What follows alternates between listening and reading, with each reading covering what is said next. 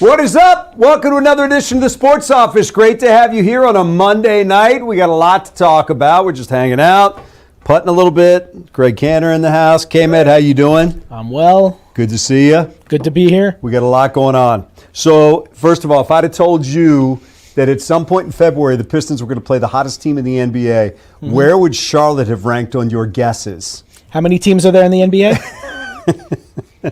Maybe all of them before that? 31st, maybe? Or no, the Wizards would be 31st. 30th. We should mention tonight's episode is brought to you by Figer Law. All we do is win. We appreciate them being a part of this. Look, obviously, the talk is about the Super Bowl and the fallout after the game and what happened in the game and what Wojo was doing on Twitter. So let's go right to Wojo, who joins us tonight. Whoa. Hello, Wojo. What did you do? He's the biggest Wake Forest fan I've ever seen. Oh, I just tried to have fun with people. Most people get it and have fun, but if those that don't get the fun little joke, then the hell with them. Oh, if and they by don't the way, have they just met you? Do you have new followers that somehow think that you're not going to try to agitate them? For those that don't know, Wojo tweeted out that I think it was before he actually got the award, right? Yes. That Kenneth Walker looked like he was going to be the MVP and he would be the first ever running back from Wake Forest to win Super Bowl MVP, which is technically correct. It just upset some Spartan fans who pointed out the fact that he also played at Michigan State and had a massive season and earned $91 million for Mel Tucker, which Mel Tucker then promptly gave away. But, well, it's a different story for a different time. You weren't wrong, and if people know you, they know exactly where you were going with that. Of course. I was just having fun with, that I was getting, A.J. Barner is an Indiana tight end, not a Michigan. That's fine. It's all just fun. Oh, you're going to unfollow them for that. I know. I was actually having fun because I was at a Super Bowl party and there were Michigan State fans there. And I swear they were watching Kenneth Walker more than the game. They were like, oh, I think he's going to win the MVP. He's got this many yards. And I just found it amusing how obsessed they were. And I thought, I'd have a little fun with it. You know me. And it's Wojo with the bits that never die, because 2 years ago, unfortunate technical issue had our Lions Game Day Live show start a few minutes late, and every single week since then, all I hear is the show starting at 10 a.m. this week? Is the show starting It's the bits that never die. I can imagine that this is going to go on for a while. Are we on live right now? We are on live right now, yes. We are on live right now. Welcome to the Sports Office. And by the way, we should point out that while we're here, you can join the show tonight as well. All you got to do is click on that link right there. Am I hitting the right one? No, yes, sort of. Right, that one right there. They moved it since I was here. So you click on that link right there. That's the Zoom link. That'll bring you over here to Tommy. Tommy will see you up here amongst the Zoomers, and then we'll bring you on the show. We'd love to hear what you have to say about the game or anything else, the world of sports, Pistons game tonight, Wojo's tweet, anything is fair game. We would love to hear you. Hey, Woj. Yes. I found myself wondering after that game last night, as I sat there and tried to kind of digest it all. Woj, what was that game? You're a big fan of defensive football, huh? Okay. If that's what you have to do to win the Super Bowl, just put together a lock-solid defense and don't make mistakes and have an average quarterback and just beat the hell out of another average quarterback, then I don't want the Lions to go to the Super Bowl, okay? You're out. If that's what it takes. I don't want it. You're out. Yes. So, the amazing thing, I know this proves that defense does still win championships. Of course it does. Great defense. But you know what else it proves?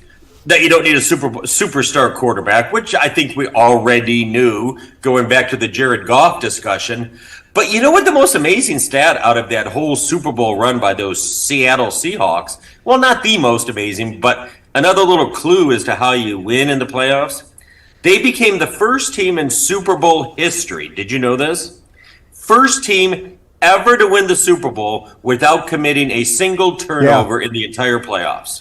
Well, I mean, turnover differential is the biggest indicator between winning and losing in the National Football League.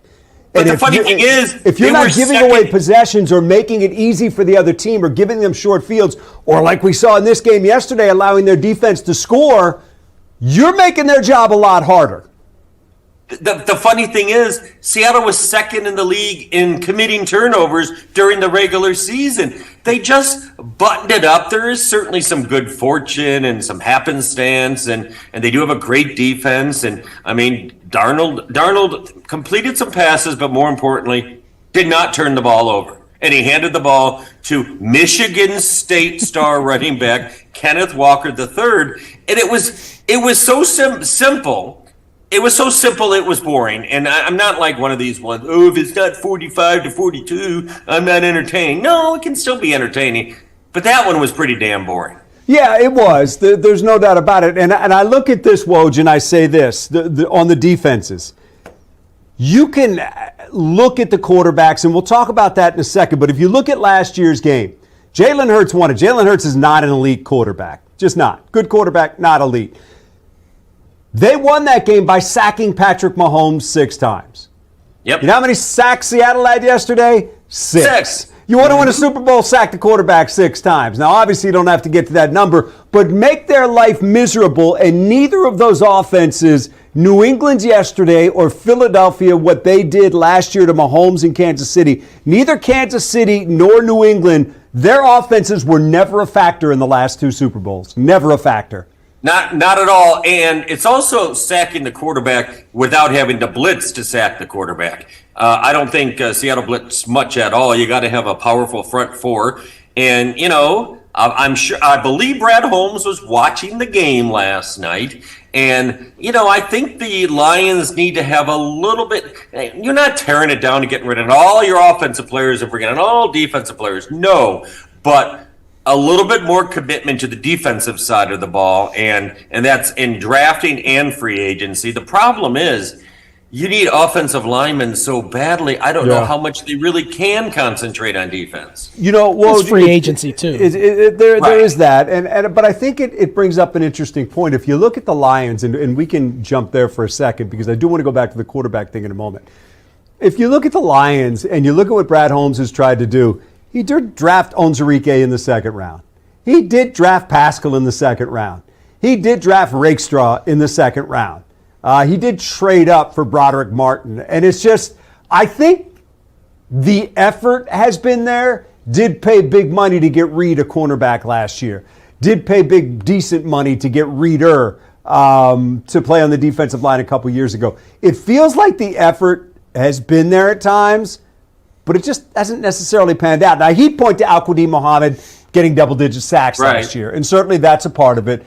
But it just feels like some of these guys that they put a lot into did not pan out.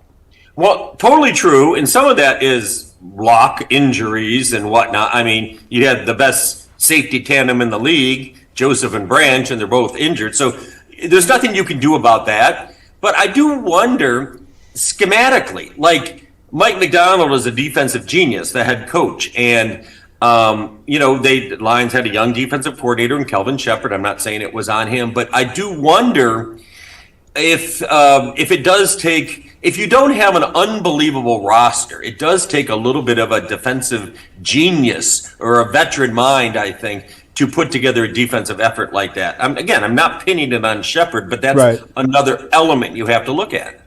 Yeah, the whole thing, I think, is interesting because I think what it comes down to is we can say, okay, defense, yes. Dominant, elite quarterback, sure, that's been the traditional thinking. But it really just comes down to this, Woj.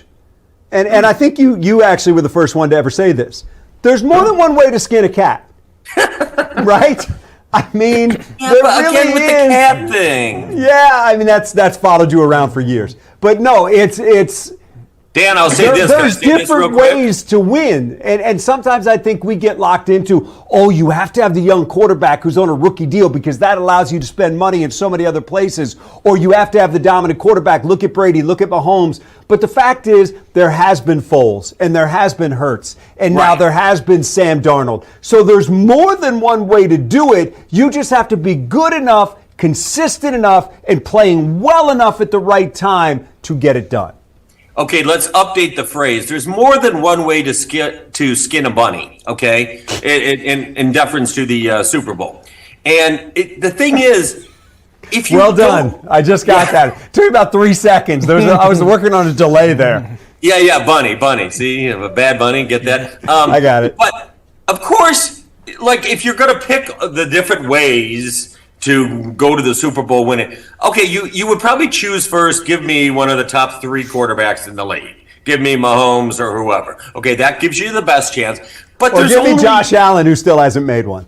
Right, and there's only 3 or 4 or 5 of those guys, and that's not even a guarantee. And it's not like the best defense always wins the Super Bowl either. Seattle had it, but that's not always the case. So it comes down to balance. I still think the underrated element, and Seattle had it as well, is the running game, which is why I do like the Lions offense with the running game. It was just kind of broken down by the offensive line breaking down. But the bottom line is you do not need a top 5. You don't even probably need a top 10 or top 12 quarterback. It just makes it a whole lot easier if you have one. Well, you look at, like, I would say the consensus would be the Rams would have been the second best team in the playoffs, in all likelihood.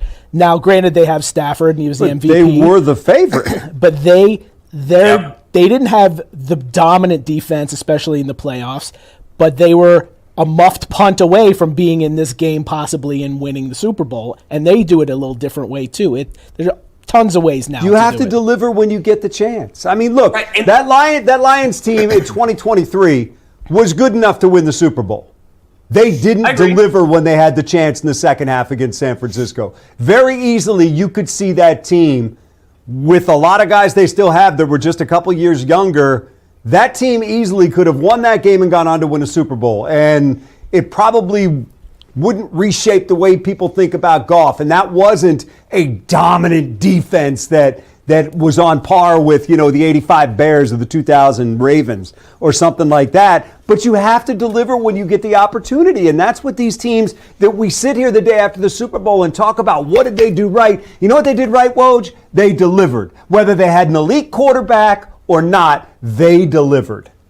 And they played clean football. Yes. Like the Lions on their almost Super Bowl run were playing brilliantly clean football, and then the turnover in the third quarter, the drop, your mistakes are paid for multiple fold in the playoffs and certainly in the Super Bowl. But how do you guard it? How do you say, like, all right, Seattle, Mike Maddow, okay, how did you get your team not to commit a single turnover the entire postseason?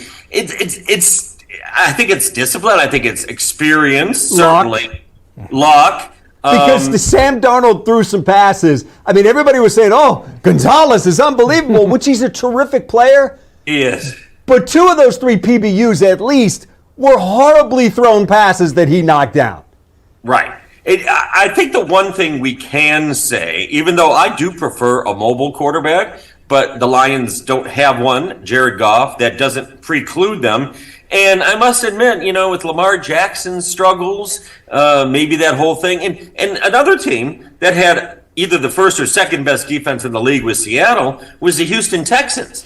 And their quarterback just kicked the ball all over the place, C.J. Stroud. So mistake-free quarterback in punishing defense. How about that updated formula? And not having to play from behind, because the Seattle trailed for 95 seconds the entire playoffs. Or having a cinchy schedule all year like New England did.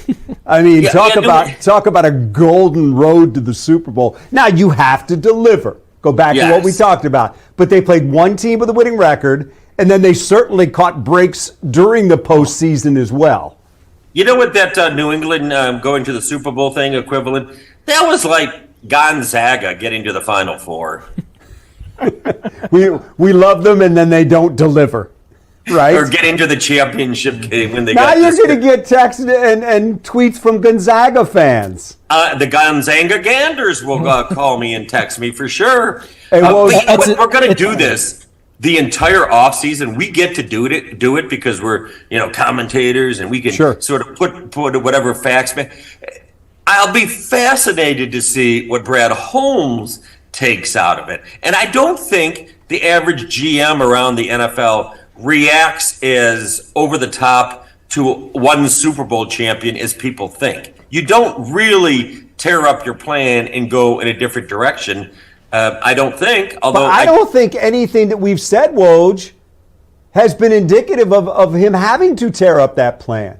I think what we've said is run the ball, have a harassing defense. And I think if we said, what does Brad Holmes have to do this offseason, it's shore up that side opposite Aiden Hutchinson, and then it's improve that offensive line. So I don't think anything we've said has been different than the school of thought that we had before this game about what the Lions had to ultimately do.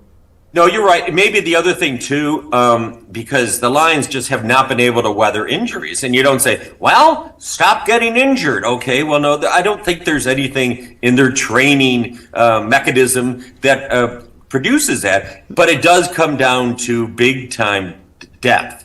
And Seattle didn't miss a beat, and they didn't have that many injuries, but they could come at you with waves with their defense. And, again, how do you prepare for that other than just keep trying to stock your roster again and again? Yep, that's what you got to do. Woj, you're the best. We appreciate you, my man.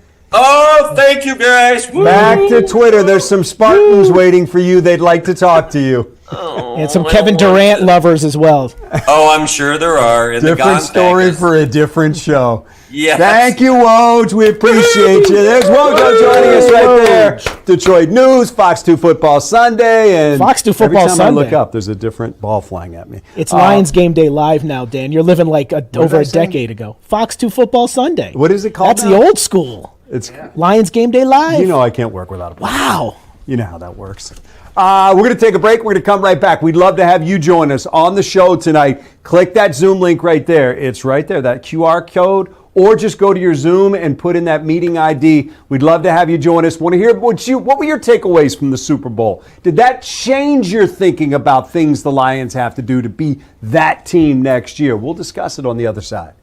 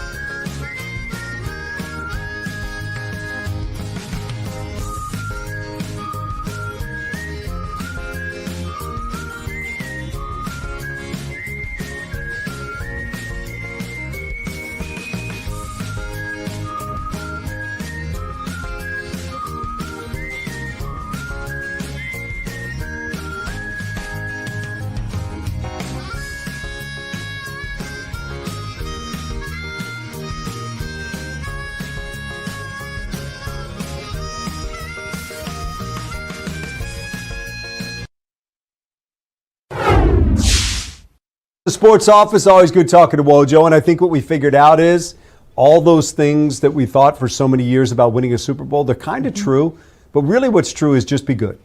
Yeah, be good. Just be a good team. That helps. That's a great place to start. Because be deep. Be able to overcome injuries and be able to just have a team where you can, like that defense. A bunch of names that you're like, oh my God, that guy's dominant defensive player, but guys that just continue to make plays. And I don't want to pick on him, but the quarterback answer thing kind of comes to a halt when you get to Josh Allen, who's clearly one of the best three quarterbacks in the NFL and still has not made a Super Bowl. And it hasn't just been Patrick Mahomes all these years that has gotten it done. It's that the complete team isn't there. So it's a vicious circle, but here's the thing. One team survives. That's why it's so difficult to win it, because you have to have everything together, not just for the regular season, but playing your best football for a month in the postseason. Seattle did that. Hey, let's go to Paul, who's with us tonight. Ding, I like that. Hey, Paul, what's up, man? How you doing? Hey, fellas, I'm good. I'm good. Thanks for having me. Hey, all I want to do is, as you can see, I have a Spartan here. And what are your feelings on Wojo? Well, you know, I was going to try to stay away from that. I don't want to get all nasty or anything. I was just going to react to his comment because I don't know anything about the tweets. You know, I don't understand any of that kind of stuff. But I heard him say when I turned it on, he was having fun with the Spartans and they were all, you know, excited about seeing Kenneth Walker III. And we are. You should and be. I know I'm speaking for the Spartan Nation. We love our kids, you know, we do. And whenever we see one of our kids playing on any team, I think we're happy for them. And I'm sure that I speak for the Spartan Nation when I say that.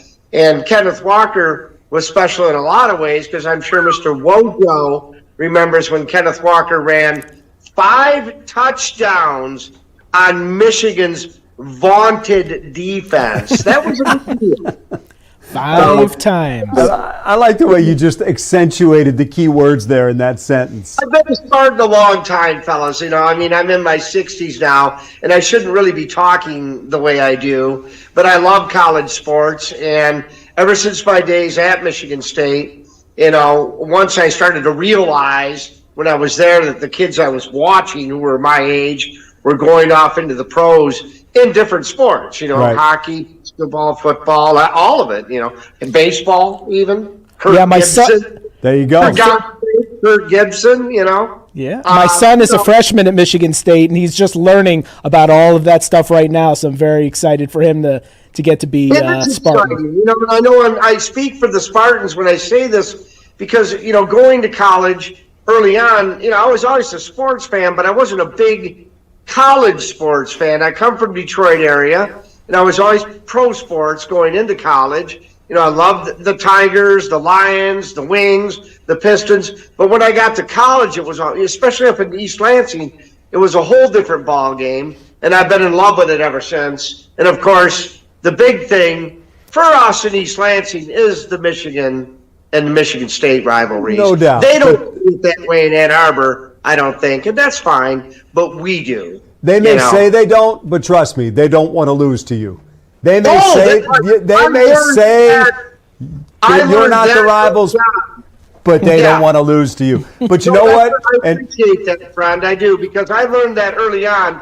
My very first Michigan State football game, you know, was in the early 80s. We got crushed, and I just had no idea, you know, that adult people at my age at that time were in the stands acting nuts. And I was like, God, I'll never act like that. And now I'm one of those guys. So, nice. You know, hey, Paul, good stuff, man. Make sure you check back in with us. We appreciate you being part of the show tonight. And thank you for letting me go on and on like that. We love it. Listen, what you just described, that name written across the front, whether it's Michigan, Michigan State, Maryland, George Mason, people love it. Got to take a break. Come right back after this. We'll close out the show. Thanks, Paul.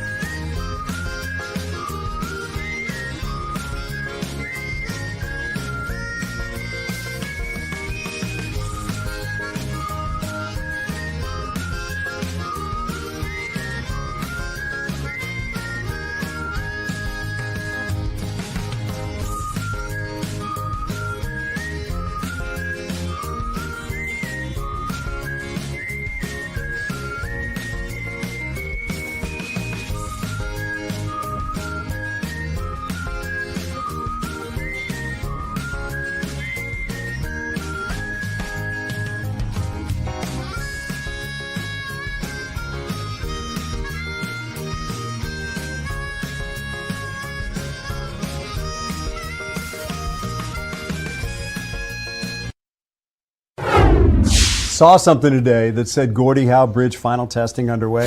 I'd like to be that guy or gal. Oh, with the yeah. First. Yeah, well, you just jump Let up and down on the bridge and make sure it's okay. Let us know how it works out. Hey, thanks for being a part of the show tonight. Thanks to Wojo. Thanks to Paul. Thanks to you. We'll be back tomorrow night. Have a great one, everybody.